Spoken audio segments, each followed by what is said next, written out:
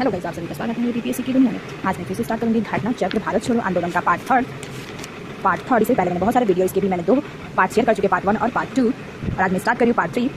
1942 का अगस्त आंदोलन किसानों के बीच काफी व्यापक हो गया था। किसानों के अशांकलिक जत्थे दिन में खेती करते और रात को तोड़फोड़ की कार्रवाई में भाग लेते थे। उनकी उग्रता की प्रबलता इस कदर थी कि वो कई अर्थों में 1857 का स्मरण करती थी। इसीलिए तत्कालीन ब्रिटिश प्रधानमंत्री चर्चिल को भेजे गए एक तार में तत्कालीन वायसराय लिनथिंगो द्वारा इस आंदोलन को 1857 के बाद का सबसे गंभीर विद्रोह कहना पड़ा। भारत छोड़ो आंदोलन के दौरान जयप्रकाश नारायण ने हजारीबाग के सेंट्रल जेल से फरार होकर भूमिगत गतिविधियों को संगठित किया था।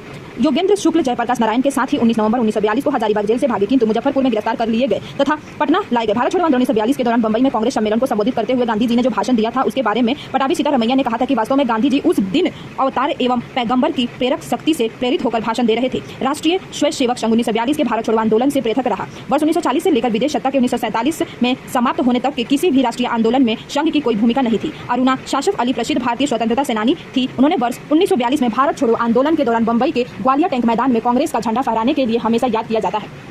अरुणा आशफ अली और उषा मेहता, जयप्रकाश नारायण, राम मनोहर लोहिया आदि ने कांग्रेस के सभी बड़े नेताओं की गिरफ्तारी के बाद भूमिगत रहकर 1942 के भारत छोड़ो आंदोलन का नेतृत्व किया था। भारत छोड़ो आंदोलन की एक महत्वपूर्ण विशेषता थी देश के कई स्थानों पर समांतर सरकार की स्थापना। 1942 के दौरान देश में 3 प्रमुख स्थानों पर बलिया अगस्त 1942 में, चीतू पांडे के नेतृत्व में तामलुक, मिदानपुर बंगाल दिसंबर 1942 से अगस्त 1944 तक यही की जातीय सरकार ने तूफान पीड़ितों की सहायता के लिए कार्यक्रम प्रारंभ किया, और सतारा महाराष्ट्र अगस्त 1943 में, मई 1946 तक ये सबसे लंबे समय तक चलने वाले सरकार थी, जहां पर प्रति सरकार के नाम से समांतर सरकार स्थापित की गई।